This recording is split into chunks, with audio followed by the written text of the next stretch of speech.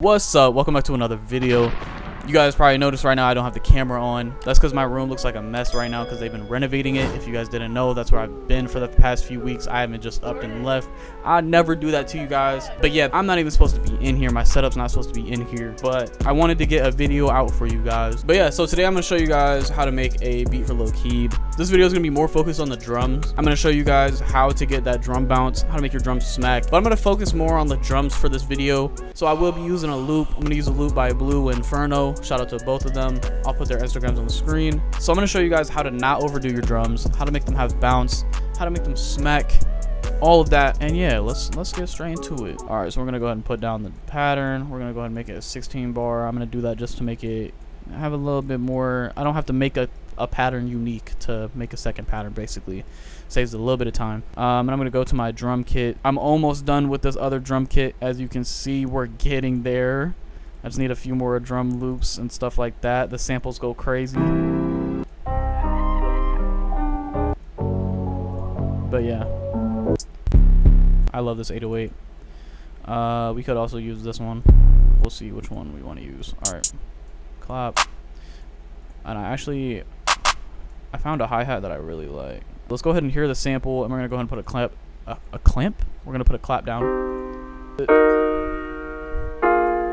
Yeah, yeah. Put the claps in. Oh, let me change the color. It's about to hurt my eyes. Yes, sir. If you're wondering about the FL skin, it's in the description of my previous videos. So I'm going to go to my new kit with TYQUIL, our hi-hat and melody MIDI pack. 150 MIDIs in there, 100 hi-hat MIDIs, 50 melody MIDIs, and you can get it for 25% off. You can get all of my kits for 25% off using the code FREEHOLY. Link for all those in the description. Since I'm not going to do the hi-hat pattern, I'll break down like what's good about it. Alright, so let's break down why this hi-hat pattern is good. So we have this roll in the beginning. That's going to be really dope because it's going to sound cool when the 808 and or the kick hits. It's going to make it, you know what I'm saying, it's going to give it kind of an accent, and it just kind of gives the pattern like momentum in the beginning. You know what I'm saying? Like instead of a cool little two-step, which still has cool momentum, it just starts with a roll. And then this kind of transitions into another roll, which transitions the. Alright, so we have this roll in the beginning. It's going to give us the accent. Then we have this roll at the end of the second bar, which is going to transition us into the third bar.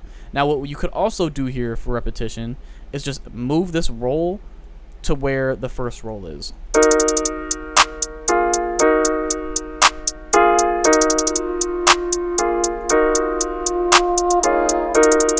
See, like that sounds good too. Like either one works, and I'm gonna leave it there actually. For Lil Keed style though, I'd probably keep the hi-hats pretty simple. I wouldn't really try to go too crazy with it. The sample really isn't, I don't know, everything is already simple already. Like the bounce of the sample is already simple.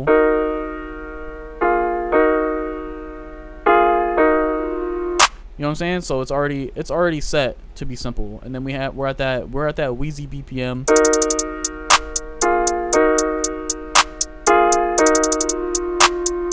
And then we're just gonna copy paste this. And this roll right here is cool because it's a change up. It's different from this two-step hi-hat pattern, which will transition us into this roll. So you're used to hearing this two-step after this roll right here, right? Da, da, da, da, da. And then you hear this, and that you're like, okay, your brain's like, all right, that's different. All right, cool. And then it just goes back into the roll that it's used to hearing. All of this is happening like subconsciously, which is crazy. But like your brain's gonna recognize these patterns, or the listeners' brains will recognize these patterns, and it'll just be dope because this roll right here is gonna set them up to know that this roll is coming. It's just like a timing thing, you know what I'm saying? The repetition is really just there. So basically what I'm getting at, the easier you make it for the listener's brain to subconsciously like pick up the rhythm, the better. But like you don't want to make it, you know what I'm saying, you want to have a little change ups here and there. But for this we could probably get away with it. Could probably leave this up. You don't have to make everything have a change up. You could make it to where the 808s change up. You can make it to where the kicks change up, the open hi-hats. Just something has to be like, you know what I'm saying, not stagnant. You want things to kind of just change up a little bit. Because when everything is predictable, it's not fun. It's not exciting. If you know what's gonna happen, it's not really as exciting as if you don't. But you have to know how to.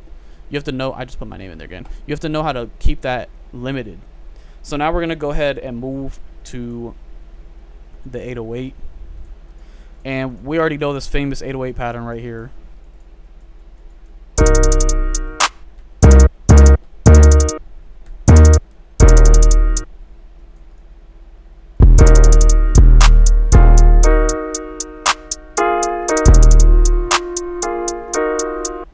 We already know that. We know this pattern.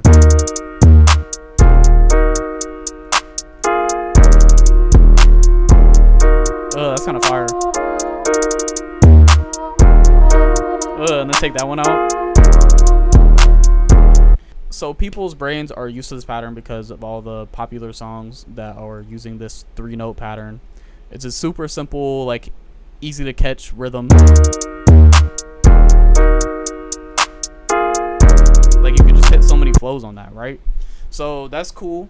But what you want to do is make sure you add, if you're going to do things like this, you want to do your own interpretation of this balance. So like how the first two are a higher octave, I feel like that's kind of something that, you know what I'm saying, that's just, I don't know.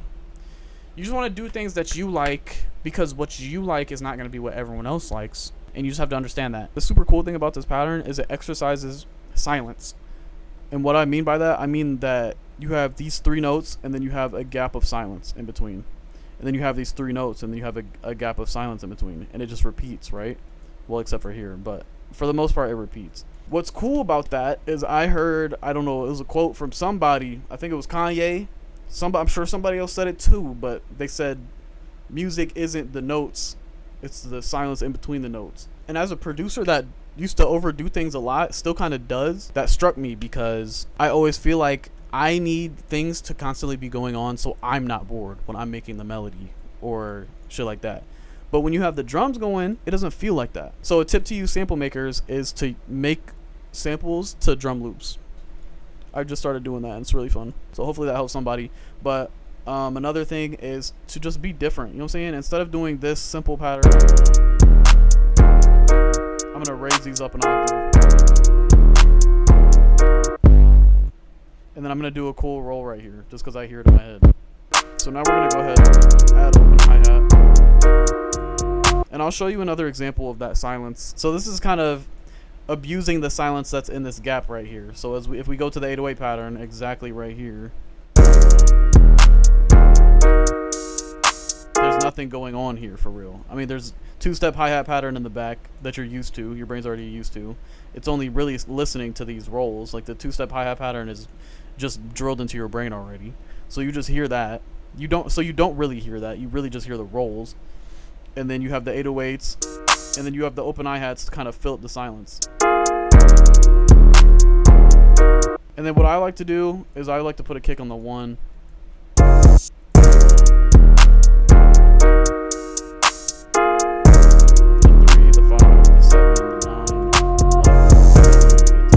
You can also make it do the same drum pattern as the 808. The 3s if you want. Where I just do the 1s and the 3s and the 5s and all that. Just because it's like more silence in between and then it just kind of smacks. And your brain like really is just waiting on these. So there's just like a lot of going on between. So there's just a decent amount of things going on between, and then you have these kicks that kind of just like bring your attention. Let's go ahead and add these snares in. So this is the generic pattern right here, the generic snare pattern. But I think I'm gonna do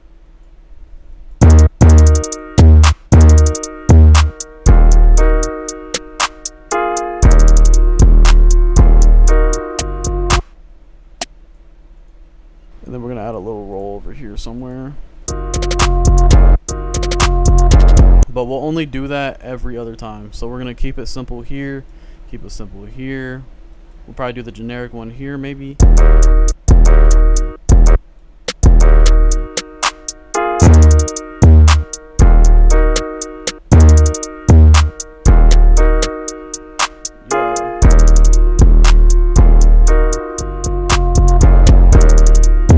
and then we'll do like that. And we'll delete this one. And this snare is still hitting here. It's just with the rolls. So it's going to be in the same spot. You're really not changing the rhythm of it. You're just adding a roll there.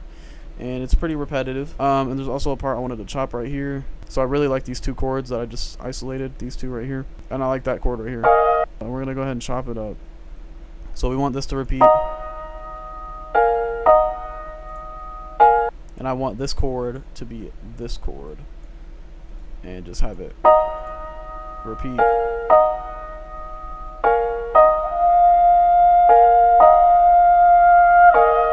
Yes, sir.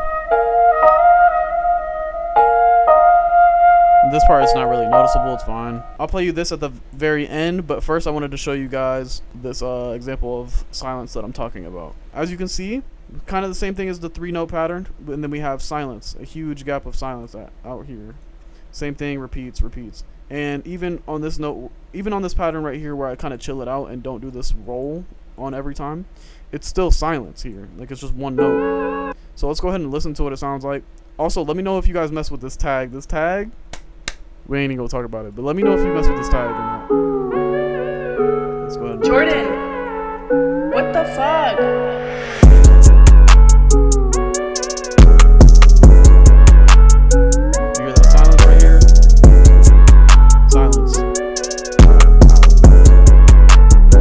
For the fourth one, I kind of change it so that way your brain's not tired of hearing that silence over and over again. And then we go to this pattern over here. Silence. Bow, bow. Silence. And this is so the artist can just, you know what I'm saying, talk their shit and have room. You just want to leave that room for them, you know what I'm saying? You don't really want anything crazy. But you see how it's repetition right here? Literally the exact same. And then it's pretty much the same, but I just spice it up a little bit, and then it's pretty much the same. I just added one change. You know what I'm saying? You really want to change it on like the third, the fourth. You can change it in the beginning. Don't let anybody limit your creativity. But I'm just saying you want, like, you know what I'm saying? You want some type of repetition so that way their brain can get used to it and really start like catching the bounce. That's how you catch the bounce, that repetition. You want them to catch on, but you don't want them to fully understand. That's the best way to put. That's game right there. You want them to catch on, but you don't want them to understand what's going on. But don't overcomplicate it. And that is hard. It's harder said than done. But let's look at some of the other elements. We have this hi-hat pattern, also from our hi-hat MIDI kit. So make sure you go get that. I used it for this beat as well. But let's go ahead and look at the repetition on this, just real quick. Yep. You're